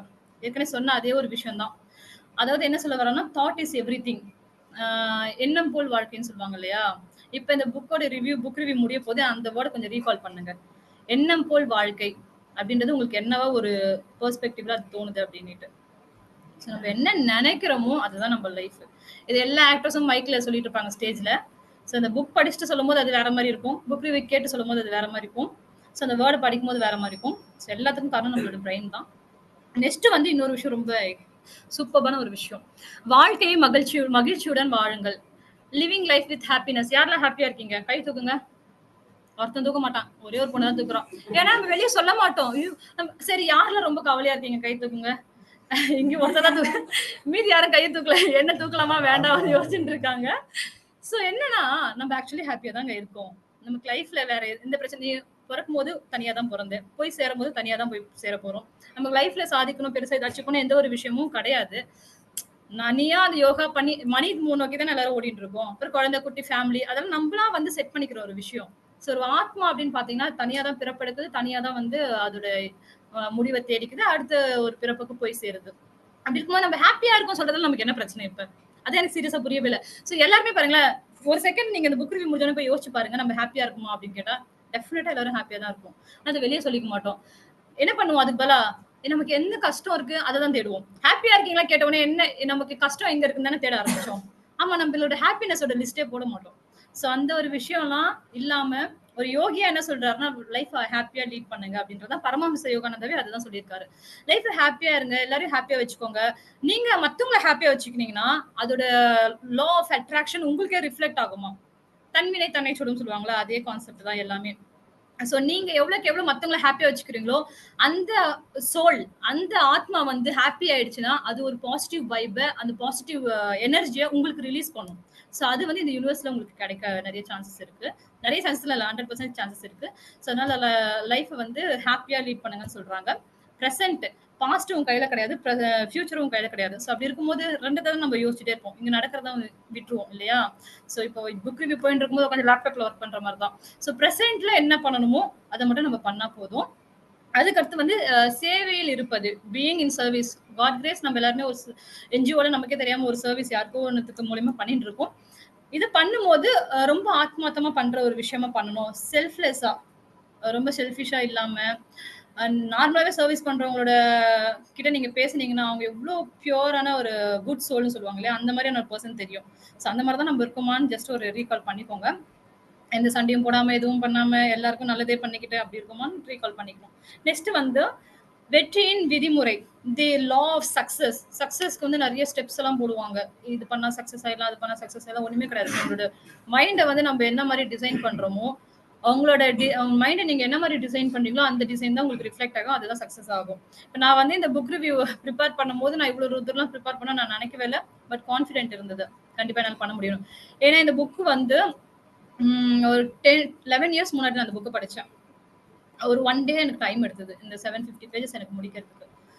சும்மாலாம் சொல்லல. ஏன்னா, ஒரு காம்படிஷனுக்காக இந்த புக்க படிக்க வேண்டியதாச்சு. அதனால ரொம்ப ஃபாஸ்ட்டா மூவ் பண்ணி எல்லாத்தையும் முடிக்கணுன்றதுனால, காம்படிஷன் நெறைய போவேன். அதனால வின் பண்ணணுன்ற ஒரு மோட்டிவ்ல படிச்சேன். அந்த மோட்டிவ் மட்டும் தான் என் மைண்ட்ல இருந்தது. மத்தபடி அந்த புக்ல இருக்க வேர்ட்ஸ்லாம் பெருசாலாம் எனக்கு ரிஜிஸ்டர் ஆகல. ஆனா அந்த புக் ஃபார்ச்சுனேட்லி என் கையில அது வரணும்னு இருந்திருக்கு. அன்னைக்கு எனக்கு வந்துச்சு. So what you desire to become, என்னவா நீ ஆக நினைக்கிறோ அதுதான் ஆவ அப்படின்னு சொல்லிட்டு. ஸோ இந்த புக்கு என்ன அட்ராக்ட் பண்ண ஒரு விஷயம், தட் மீன்ஸ் நம்ம கிட்ட எப்படி லா ஆஃப் அட்ராக்ஷன் சொல்லலாம் அப்படின்னு பார்த்தீங்கன்னா, ஸ்பிரிச்சுவல் எனக்கு கொஞ்சம் ஒரு இது இருக்கு. ஸ்பிரிச்சுவல்ஸ் என்றது நம்ம கடவுள் அப்படின்னு நம்ம மிங்கிள் பண்ணிக்கிறோம் அப்படி கிடையாது. ஸோ நம்மள நம்மளே டிசிப்ளின்டா வச்சுதானா பெரிய ஸ்பிரிச்சுவல் அதுவே. ஓகேவா? எல்லா யோகியும் சொல்ற ஒரு விஷயம் டிசிப்ளின்டு. செல்ஃப் டிசிப்ளின் அப்படின்னு ஒரு விஷயம் இருந்ததுன்னு வச்சுக்கோங்க, தப்பு பண்ண மாட்டோம். நல்லா யோசிச்சு பாருங்க. நமக்கு நம்மளே டிசிப்ளினா இருக்கணும். டைமுக்கு கரெக்டா ஆஃபீஸ்க்கு வந்துருவோம். டைமுக்கு கரெக்டா வேலை பார்ப்போம். யார் இருந்தாலும் இல்லைனாலும் அந்த வேலை நடக்கும். இன்டெகிரிட்டின்ற ஒரு விஷயத்த நம்ம ஃபாலோ பண்ணுவோம். நேர்மையா இருப்போம். பொய் சொல்ல மாட்டோம். எல்லா மாரலுமே செல்ஃப் டிசிப்ளின்ற ஒரு விஷயத்துக்குள்ள வந்துரும் இல்லையா? ஸோ அந்த மாதிரி அவங்களோட பர்சனாலிட்டியை சேஞ்ச் பண்ணணும்னு நீங்க நினைக்கிறீங்க அப்படின்னா இது வந்து ஒரு பெஸ்ட் புக்கு. ஸோ இந்த புக்கு வந்து என்னோட லைஃப்ல வந்து இந்த புக் வரணும்னு இருந்திருக்கு. ஸோ அதனால வந்துச்சு. பெரிய முடிக்கும் போது ஒரு யோகி மாதிரி முடிக்கிறான்னு நினைக்க வேண்டாம். ஆக்சுவலி இதுவும் லா ஆஃப் அட்ராக்ஷன் தான். இன்னைக்கு இந்த புக் ரிவ்யூல நிறைய பேர் இல்ல. பட் யாரெல்லாம் இருக்கணும்னு இந்த புக் டிசைட் பண்ணிச்சோ அவங்களாம் இங்க இருக்கீங்க அப்படின்ற மாதிரி தான் சொல்ல முடியும். இந்த புக்கு நிறைய பேர் கையில வாங்கி படிக்காம இருந்தவங்களா இருக்கிறாங்க. நானே இந்த புக்கை ஃபர்ஸ்ட் டைம் வந்து ஒரு 750 பேஜஸ் ஒன் டேல முடிச்சு காம்படிஷன்லாம் போய் அட்டன் பண்ணிட்டு வந்துட்டேன். ஆனா அந்த காம்படிஷனை நான் 1 hour டிலேவா அட்டன் பண்ற மாதிரி சுச்சுவேஷன் வந்துச்சு. ஏன்னா இதுல வந்து 49 அத்தியாயம் இருக்கும். நான் கிட்டத்தட்ட என்ன பண்ணிட்டேன், 47 அத்தியாயம் கிட்ட படிச்சிட்டேன். 2 தான் படிக்கல. போய் எழுதிருக்கலாம் ஒழுங்கா எக்ஸாம். ஃபுல்ஃபில்லா முடிச்சுட்டு போகணும்னு சொல்லிட்டு எக்ஸாம் 3 ஹவர்ஸ் எனக்கு காம்படிஷன் நடந்தது. 3 ஹவர்ஸ் 40 பேஜஸ் கிட்ட நம்ம எழுதுற மாதிரியான சுச்சுவேஷன். நான் என்ன பண்ண 1 hour டிலேவா போயிட்டேன். எனக்கு உள்ளவே அலோவ் பண்ணல. நீங்க வெளியே நில்லுங்க அப்படின்ட்டாங்க.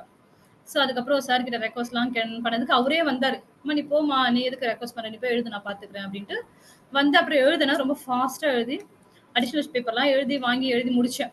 அதுக்கப்புறம் பாத்தீங்க அப்படின்னா, ஸோ நான் அந்த 11 இயர்ஸ் முன்னாடி இந்த சர்டிஃபிகேட் வாங்குறேன். சென்னை டிஸ்ட்ரிக்ட்ல செகண்ட் இடத்துல பிளேஸ் ஆகுறேன். ஸோ மொத்தமே 2 பிரைஸ் தான் அதுல பாத்தீங்கன்னா. அதுல வந்து ஃபர்ஸ்ட் பிரைஸ் பார்த்தோம்னா, எனக்கு அவரு அந்த விஷயம் சொல்லிட்டு போயிருந்தா கூட நான் சைலண்டா இருந்திருப்பேன். ஃபர்ஸ்ட் பிரைஸ்க்கு எனக்கும் 0.5 மார்க் தான் டிஃபரெண்ட்ன்னு சொன்ன உடனே எனக்கு அப்படியே கொஞ்சம் நெகட்டிவ் தாட் போச்சு. இன்ன வரைக்கும் அந்த நெகட்டிவ் தாட் மைண்டுக்குள்ள இருந்துட்டே இருக்கு. நான் எப்பயும் அத மறந்துருக்கலாம். அந்த தாட் மைண்டுக்குள்ளேயே இருக்கு. ஸோ சென்னை டிஸ்ட்ரிக்ட் லெவல்ல நடந்த ஒரு காம்படிஷன் இது. ஃபர்ஸ்ட் பிரைஸ், செகண்ட் பிரைஸ் வாங்கினேன். 2500 செக்கோட. அது வந்து ஒரு பெரிய விஷயம். ஏன் இந்த புக் அவ்வளவு இம்பாக்ட் பண்ணிச்சு, அந்த அந்த பிரைஸ் எல்லாம் நான் ஞாபகம் வச்சிருக்கேன் அப்படின்னு பாத்தீங்கன்னா, லைஃப்ல வந்து நிறைய ஸ்டேஜஸ் ஏறி இருக்கேன். ஒரு 1000 ஸ்டேஜஸ் கிட்ட நான் பேசியிருப்பேன். நிறைய விஷயம் பண்ணியிருப்போம், காம்படிஷன் அட்டன் பண்ணியிருப்போம். பட் இந்த செக் வாங்கினது தான் என்னோட லைஃப்ல எங்க அப்பா பார்த்த கடைசி செக். ஏன்னா நான் 6th ஸ்டாண்டர்ட் 10 இயர்ஸ் எனக்கு இருக்கும் போதுலேருந்து நான் காம்படிஷன் போய் நிறைய ஸ்டேஜஸ் ஏறிட்டு இருக்கேன். 6th ஸ்டாண்டர்ட் படிக்கும் போதுலேருந்து நாட் ஓன்லி ஸ்பீச் மற்ற இதெல்லாம் போவேன். ஸோ அப்போ அவர்கிட்ட வந்து என்னோட செலவை நானே பார்த்துக்கணும் அப்படின்ற மாதிரியான ஒரு தாட்லாம் இருக்கும். என்னோட காலேஜ் ஃபீஸஸ் எல்லாம் மேக்ஸிமம் நானே காம்படிஷன் போறத வச்சு நான் கம்ப்ளீட் பண்ணி முடிச்சிருவேன். போய் கேட்கற அளவுக்குலாம் வைக்க மாட்டேன். இந்த புக் வாங்கும்போது என்கிட்ட ஒரு 100 ரூபாய் இல்ல. ஸோ அது போய் வீட்ல கேட்கலாமா வேணாவா? வீட்ல எல்லாம் அவ்வளவு கஷ்டம்லாம் கிடையாது. கேட்டா வாங்கிட்டு இருக்கலாம். 100 ரூபான்றது பெரிய விஷயமும் கிடையாது. ஒன் டே பாக்கெட் மணி அப்படின்ற மாதிரி தான் போகும். கேட்கலாமா வேணாவா? என்கிட்ட இருந்து நான் வாங்கணுன்றதை நான் வாங்கல. ஸோ காம்படிஷன் போலாமா வேணாவா அப்படின்னு பார்க்கும்போது இந்த புக் அதுவா என் கைக்கு வந்தது. எங்க காலேஜ்ல மொத்தம் 4000 மெம்பர்ஸ் ஸ்டூடெண்ட். ஒரே ஒரு புக் தான் கொடுத்தாங்க காம்படிஷனுக்கு. அதுவும் ஸ்டாஃபோட ரெஃபரன்ஸ்க்காக கொடுத்தாங்க. அந்த புக் என் கையில வந்து நான் செகண்ட் பிரைஸ் வாங்கணும் அந்த இடத்துல இருந்திருக்கு. 49 அத்தியாயத்தையும் முடிச்சுட்டு தான் நான் அந்த காம்படிஷன் போகணும்னு இருந்திருக்கு.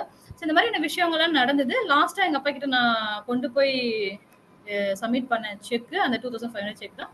அப்புறம் ஒரு 2-3 டேஸ்ல எங்க அப்பா இறக்குறாங்க. அதுக்கப்புறம் இது கூடயே சேர்ந்து அந்த யோகா சத்சங்கால இருந்து எனக்கு ஒரு 13 புக் வருது. சின்ன புக்கு. அதுல வந்து சில விஷயங்கள்லாம் போட்டிருந்தது. மறந்து யாராவது ஒருத்தவங்க மறிச்சிட்டாங்க, இறந்துட்டாங்க அப்படின்னாக்கா, அவங்க கூட அவங்களோட ஆத்மா பேசலாம் அப்படின்ற மாதிரியான விஷயம்லாம் வந்தது. அப்ப மேஜிக்கா இருந்தது எனக்கு.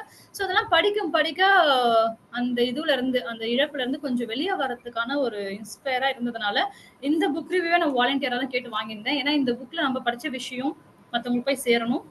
பிளஸ் இந்த புக்க மேக்ஸிமம் படிக்க ட்ரை பண்ணுங்க அப்படின்றத சொல்லி முடிக்கணுன்றதுக்காக இந்த வாலண்டியர் புக் ரிவ்யூவே நான் வாங்கியிருந்தேன். நானா போய் கேட்டு வாங்கின புக் ரிவ்யூ இது. ஸோ எனக்கு முடிச்சிட்டா நினைக்கிறேன் ஓரளவுக்கு டைம்குள்ள. Thank you all. நிறைய பேர்கிட்ட நிறைய புத்தகம் வரும், அது தூங்கிட்டே இருக்கும் அப்படின்னு சொன்னீங்க கரெக்டா? அது யாரு வந்து எப்ப படிக்கணும்னு தோணுதோ, அது எப்ப படிக்கணும்ன்ற ஒரு வாய்ப்பு கிடைக்குமோ அப்பதான் படிப்போம் அப்படின்வாங்க. நானும் 2018 பிஜி ஃபர்ஸ்ட் இயர் போகும்போது இந்த புக் வந்து எனக்கு என் ஃப்ரெண்டு கொடுத்தான், சண்முகநாதன்ற ஃப்ரெண்டு. ஆனா அந்த புத்தகம் இன்னும் அப்படியே ஃப்ரெஷ்ஷா வந்து என்னுடைய அலமாரியில வந்து இருக்கு. நான் எடுத்து படிக்கவே இல்லை. ஸோ இது எதுக்காக நான் இங்க சொல்றேன் அப்படின்னா, இந்த புக்கு வந்து நிறைய விஷயங்களை நிறைய பேருடைய வாழ்க்கையில மாத்தி இருக்கு அப்படின்னும் போது, நீங்க லைக் சொன்னீங்க சுகேஷ் அப்படின்னு ஒருத்தருக்கு ரஜினிகாந்த் கொடுத்தாரு அப்படின்ட்டு, அவருக்கு நிறைய கேஷ் அவார்டு அப்படின்றலாம் கொடுத்தாங்க. இருக்கும்போது இந்த ஒரு சின்ன புத்தகத்தை எடுத்து போயிட்டு இவ்வளவு பெரிய ஆக்டர் எடுத்து கொடுக்குறாரு அப்படின்னும் போது, அவர் சொல்ற விஷயம் என்னன்னா, நான் எத்தனை கோடி வேணாலும் கொடுக்கலாம், அந்த கோடி அவன் வாழ்க்கையை மாத்தாது, இந்த புத்தகம் அவன் வாழ்க்கையை மாத்தோம் அப்படின்னு சொல்லிட்டு அந்த வார்த்தையோட கொடுக்கும் போதுதான் இந்த புத்தகத்துடைய இம்பார்ட்டன்ஸ் நான் வந்து அந்த டைம்ல நான் ஃபீல் பண்ணேன். ஒரு நல்ல விஷயமா இந்த புத்தகத்தை நீங்க ரிவ்யூ பண்ணியிருக்கீங்க. கமெண்ட்ஸ் கேட்டுடலாம். அனைவருக்கும் வணக்கம் மேம். உண்மையாலுமே ரொம்ப நல்லா பேசுனீங்க. பிரமிச்சு போய் பார்த்தேன், இவ்வளவு நாலேஜா உங்களுக்குள்ள அப்படின்னு சொல்லிட்டு. நட்டக்கல்லை புஷ்பம், அதாவது நட்டக்கல்லை தெய்வம் என்று சொல்லிட்டு ஃப்ளோவா சொன்னீங்க பார்த்தீங்களா? உண்மையாலுமே அப்பதான் நான் இன்னும் அலர்ட்டா உட்காந்து பாக்குறேன். அதுக்கு முன்னாடி வந்து இங்க எனக்கு சரியாவே கேட்கல, ஒரு மாதிரி எக்கோவா இருந்துச்சு. ஐயோ இன்னும் கொஞ்சம் நல்லா கேட்டிருந்தா நல்லா இருந்திருக்குமே அப்படின்னு நான் ஃபீல் பண்ணேன். ஆன்லைன் யூடியூப்ல போடுவாங்க மேம். யூடியூப்ல வரும் மேம். மைண்ட் பாடி உண்மையிலே நல்லா இருந்துச்சுன்னா கேளுங்க. இதெல்லாம் ஒண்ணு வந்து நம்ம நினைக்கிறதா நடக்கும்னு சொன்னீங்க பார்த்தீங்களா? அப்படி நீங்க சொல்ல சொல்ல நான் என்னோட லைஃப் அப்படியே கம்பேர் பண்ணீங்க. ஓ நம்ம இப்படிலாம் நினைஞ்சிருக்கோமோ, இந்த நெகட்டிவ் தாட்ஸ் நமக்கு வந்திருக்க கூடாதோ அப்படின்லாம். Very good. அந்த சேம் டைம் நான் இதையும் நினைச்சேன், உங்களோட ஃபோன் நம்பர் வாங்கி உங்ககிட்ட பேசணும்னு நினைச்சேன்.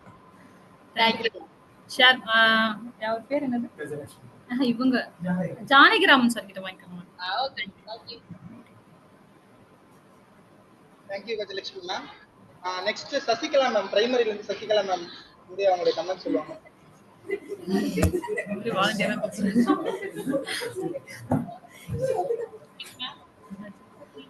மேம் கிளியரா கேட்கல மேம். இந்த புக் பார்த்துட்டுன்னா கொஞ்சம் போர் அடிக்குமோ அப்படின்னு நினைச்சேன் மேம். ஆனா வெறும் எல்லா இன்ஃபர்மேஷனும் ரொம்ப யூஸ்ஃபுல்லா இருக்கு மேம். எனக்கு ஹாப்பினஸ் வந்து நம்ம கிட்ட தான் இருக்கு, மத்தவங்க எல்லாம் போட்டுட்டு அதை டென்ஷன் ஆக வேணாம் அப்படின்னு நினைச்சீங்க. அதெல்லாம் ரொம்ப இன்ட்ரெஸ்டா இருக்கு மேம். ஃபுல் அண்ட் ஃபுல்லா வந்து போர் அடிக்காம நல்லா இருக்கு மேம் இது. Thank you ma'am. Thank you ma'am. Next Netaji sir வந்து அவருடைய கமெண்ட்ஸ் ஷேர் பண்ணுவார்.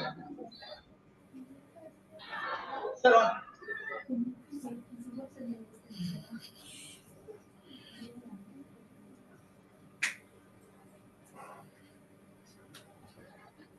வணக்கம் மேடம். வணக்கம் சார். நல்லாவே பேசுனீங்க. பாப்கார்ன் எப்படி பட் பட்டுன்னு பொரியுதோ அந்த மாதிரி உங்களோட ஸ்பீச் இருந்துச்சு. ஸ்டார்டிங் டு எண்ட் வரைக்கும் நல்லாவே அழகா பேசுனீங்க. 1 hour வந்து உண்மையாவே நல்லாவே இருந்துச்சு. நல்லா கேட்டிருந்தேன் ma'am. Thank you. Thank you sir.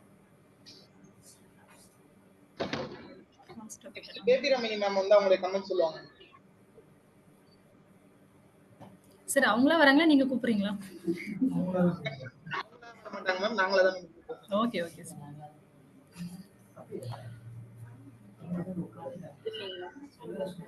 Yes ma'am. Good evening ma'am. நல்லா பேசுனீங்க. அதுல நம்ம மனசுல இருக்கக்கூடிய அந்த நம்ம தாட் ப்ராசஸ் வந்து எப்பவுமே வந்து நெகட்டிவா இல்லாம பாசிட்டிவா இருக்கணும் அப்படின்ற ஒரு விஷயத்த நான், ஏன்னா நமக்கு நிறைய பாசிட்டிவ் வைப் நமக்கு கிடைக்கும்.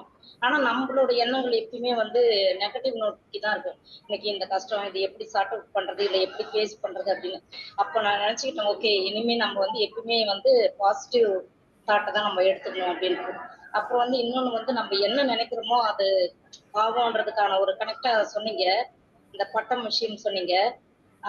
அதை நினைச்சு பார்க்கும்போது என்னுடைய லைஃப்ல என் பையன் எப்ப பார்த்தாலும் சினிமா சினிமா அப்படின்னு சொல்லிட்டே இருப்பான். எதனா ஒண்ணு அதை பத்தியே திங்க் பண்ணிட்டு இருப்பான் சின்ன பிள்ளையிலே. எனக்கு ரொம்ப வருத்தமா இருக்கும், என்ன இவன் எப்ப பார்த்தாலும் இப்படியே இருக்கான் அப்படின்னு நான் நினைச்சு ரொம்ப வருத்தப்படுவேன். நம்ம வந்து வேற எதனா இவன் போகணும் அப்படின்னு நினைக்கிறேன், இவன் எப்ப பார்த்தாலும் இப்படி பண்றானே. உண்மையிலுமே அந்த லைன்ல அவன் போயிட்டான். அப்ப இப்போ நீங்க சொல்லும் போது அந்த நான் கனெக்ட் பண்ணி பார்த்தேன்.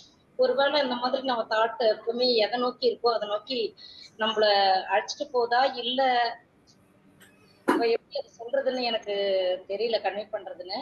ஒருவேளை அது அதுவா இருக்குமோ, அதனாலதான் அவன் அதை பத்தியே ஒருவேளை பேசியிருக்கானோ அப்படின்றத என்ன கனெக்ட் பண்ணி பார்த்தேன். Thank you so much. Thank you Sujatha ma'am. ஆக்சுவலா இங்க வந்து இங்க நிறைய பேர் வந்து கமெண்ட் சொல்றதுக்கு இல்லைங்க. ஏன்னா நிறைய பேருடைய ஃபேஸ் வந்து கொஞ்சம் நிறைய விஷயங்கள் வந்து அவங்களுக்குள்ள போகி இருக்கு. அதனால வந்து நான் வந்து நானா நிறைய பேர் கூப்பிட்டேன், இன்னும் வருவாங்க. பட் இருந்தாலும் ஆன்லைன்ல இருக்கவங்களும் கேட்டுருவோம்.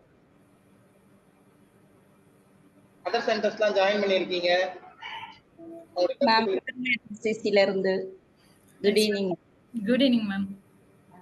மேம் ரொம்ப அழகா பண்ணியிருந்தீங்க. சாதாரணமாவே நீங்க நிறைய சூப்பரா பேசுவீங்க, ஒரு ஃப்ளூவா வரும், நல்லா ஃபாஸ்டாவும். ஆனா சொல்ல வந்த விஷயத்த கரெக்டா சொல்லணும் அப்படின்ற இதுவும் நல்லா இருக்கும். ஒரு ஆன்மீக இதோட சொல்ல ஆரம்பிச்சீங்க.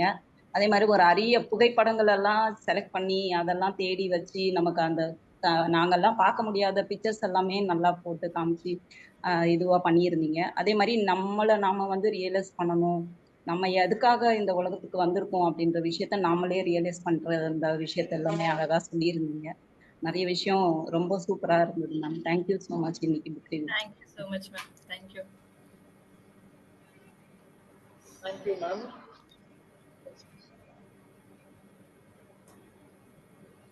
வித்யாபீட்ல கமெண்ட் சொல்றாங்களா ma'am? Good evening ma'am. Good evening ma'am. நான் ரமணி சிசில இருந்து சுதா பேசுறேன் மேம். நீங்க ரொம்ப தெளிவா பேசிருந்தீங்க. அது மட்டும் இல்லாம இப்போ மறிச்சவங்களோட நம்ம வந்து பேசலாம், அந்த ஒரு தாட் வந்து எனக்கு ரொம்ப, ஏன்னா நான் வந்து அனுபவத்துல வந்து நிறையவே நான் பார்த்திருக்கேன். அதனால அது எனக்கு ரொம்ப அது உண்மைதான் அப்படிங்கறத நானும் புரிஞ்சுக்கிட்டேன். அதே மாதிரி நம்ம பாசிட்டிவா நிறையவே நம்ம திங்க் பண்ணோம் அப்படின்னா அதுபடியே நம்ம வாழலாம். ஆனா நெகட்டிவ் வந்து நம்ம மனசுல டக்குன்னு உதயமாயிரும். பாசிட்டிவ் வந்து ரொம்ப டயம் எடுக்கிற மாதிரி இருக்கும். ஆனா அந்த பாசிட்டிவ் நம்ம மனசுல இந்த நெகட்டிவை மறந்துட்டு பண்ணணும் அப்படின்னா அதுவும் சக்சஸா முடியுங்கிறது நான் புரிஞ்சுட்டேன் மேம்.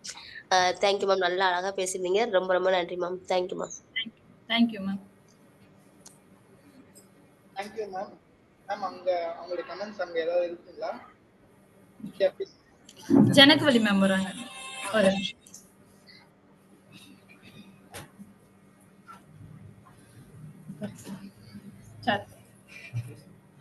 சுஜாதா வந்து டைம் பத்துமா அப்படின்ற மாதிரி சொல்லியிருந்தாங்க. 50 மினிட்ஸ்க்கு பேசுறதுக்கு என்ன இந்த புக்ல இருந்து எடுத்து பேச போறாங்க, இவ்வளவு பெரிய புக்கா இருக்கேன்னு நினைச்சேன். ரொம்ப பிரமாதமா யோகிகளை பத்தி சொல்றதோ, அவங்களோட விஷயங்கள் சின்ன சின்ன விஷயங்கள் எடுத்து டிஸ்கிரைப் பண்றதோ, அதுக்கப்புறம் வந்து இந்த பாசிட்டிவ் வைப்ஸ் பத்தி நிறைய செல்ஃப் ரியலைசேஷன் பத்தி எல்லாமே வந்து கிறிஸ்பா சூப்பரா பிரமாதமா சொல்லி நல்லா பண்ணியிருந்த Sujatha. Thank you ma'am, thank you Super. So much.